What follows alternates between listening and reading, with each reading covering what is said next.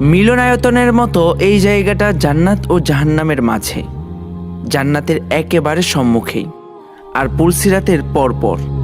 মুমিন নরনারী সমবেত হয়েছেন নবী রাসূলদের সাথে। এখানে বিনা হিসেবে পরিত্রাণ পাওয়া মানুষ আছে, আছে জিন, বিচারের মুখোমুখি হয়ে আসা ব্যক্তিরাও আছেন, আছেন মাত্রই ক্ষতবিক্ষত হয়ে পুলসিরাত পাড়ি দেয়া মানুষরা। আজ এখানে যারা পৌঁছতে পেরেছেন তাদের সবার উপর আল্লাহ রব্বুল ইজ্জত পরিপূর্ণ সন্তুষ্ট ছিলেন। এর পিছনে তাদের কোনো অবদানই ছিল না, একমাত্র আল্লাহর সন্তুষ্টই তাদেরকে এখানে এনেছে। সবাই প্রতীক্ষায় আছে, না জানি কি হবে এখন। থমথমে পরিস্থিতিতে তারা দেখলেন ফেরেশতারা আবারও তাদের আমলনামা নিয়ে উপস্থিত হয়েছেন। হাসরের সময়টা কেবল ন্যায় বিচারের।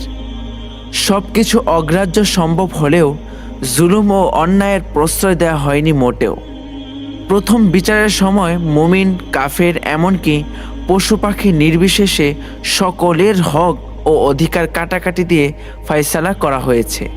কিন্তু এই পাটাতনে উপস্থিত অনেকের মধ্যেই রয়ে গেছে দুনিয়াবি কিছু দেনা পাওনা, অন্তরের নানান রাগ, ক্ষোভ, ঈর্ষা, অসন্তুষ্টি ইত্যাদি। কেউ হয়তো দুনিয়াতে কোনো বিচারের মুখোমুখি হয়ে বিচারকের সিদ্ধান্ত মানতে বাধ্য হয়েছিল, কিন্তু অন্তর থেকে মেনে নিতে পারেনি, বিবাদী ও বিচারকের উপর রাগান্বিত ছিল। আজ এখন এই ধরনের মন কষাকষির নিষ্পত্তি করা হবে, কারণ জান্নাতে এসবের স্থান নেই। শুরু হলো পারস্পরিক বোঝাপড়ার বিচারিক প্রক্রিয়া। শহীদ সিদ্দিকিনরাও এতে সামিল। তবে এখানে আমল দিয়ে দেওয়ার বাধ্যবাধকতা নেই, কিংবা অন্যের পাপ বহন করে প্রায়শ্চিত্ত করার দরকার নেই। তবে জান্নাতের সুযোগ সুবিধা কম ও বৃদ্ধির মাধ্যমে এসব বিষয়ের ভারসাম্য করা হচ্ছে। কেউ নিজ থেকে ক্ষমা করে দিচ্ছেন, কেউ বিচার প্রক্রিয়ার উপরে সিদ্ধান্ত ছেড়ে দিচ্ছেন। এখনো সবাই নিজ নিজ চিন্তায় মশগুল যেন। জান্নাতে প্রবেশের আগ পর্যন্ত দুশ্চিন্তা থেকে রেহাই নেই। আপন ভাই, বন্ধু, পরিবার পরিজনের কথা ভাবা তো দূরের বিষয়। একসময় মনের টানাপড়া শেষ হলো, প্রতিটি হৃদয় এখন নিষ্পাপ, নির্মল। এটাই তো আল্লাহ বলেছিলেন, তাদের অন্তরে যে ক্রোধ ছিল আমি তা দূর করে দেব। তারা ভাই ভাইয়ের মতো সামনাসামনি আসনে বসবে।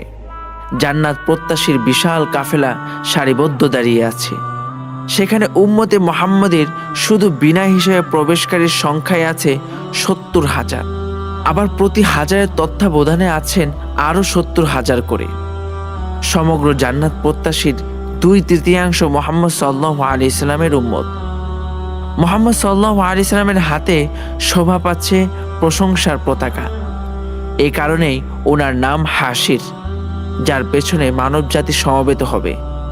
ওনার দুই পাশে সারিবদ্ধ হয়ে দাঁড়িয়েছে এতিমের দায়িত্ব নেওয়া মানুষগুলো আর উত্তম চরিত্রের ব্যক্তিগণ।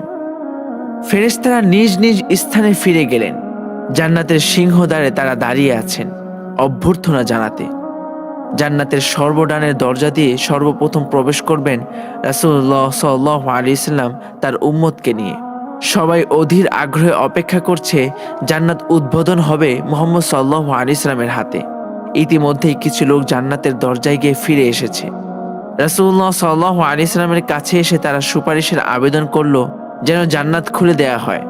মুহাম্মদ সাল্লাল্লাহু আলাইহি সাল্লাম এবার তার উম্মতকে নিয়ে জান্নাতের দরজার সামনে এসে দাঁড়ালেন। টান টান উত্তেজনা ছড়িয়ে পড়ছে সবার মধ্যে। এই কি সেই অন্তিম মুহূর্ত যার জন্য এত আয়োজন? এই নতুন জীবন কি অপেক্ষা করছে তাদের জন্য? এই জগতে কি আছে যা কখনো কোনো চোখ দেখতে পায়নি, কোনো কান শুনেনি, কোনো অন্তরেও এর কল্পনা রেখাপাত করেনি? দরজার কড়া নাড়লেন আল্লাহর প্রিয় হাবিব মুহাম্মদ সাল্লাল্লাহু আলাইহি ওয়াসাল্লাম। ভিতর থেকে প্রশ্ন এলো, কে? রাসূলুল্লাহ সাল্লাল্লাহু আলাইহি ওয়াসাল্লাম উত্তর দিলেন, আমি মুহাম্মদ।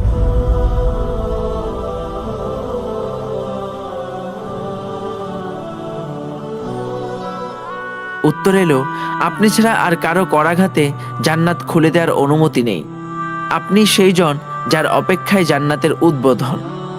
এক মহাজাগতিক আলোর বিচ্ছুরণ নিয়ে ধীরে ধীরে খুলে যেতে শুরু করলো জান্নাতের সুবিশাল সিংহদ্বার। পরবর্তী পর্ব শুনতে চ্যানেলটি সাবস্ক্রাইব করে আমাদের সাথেই থাকুন।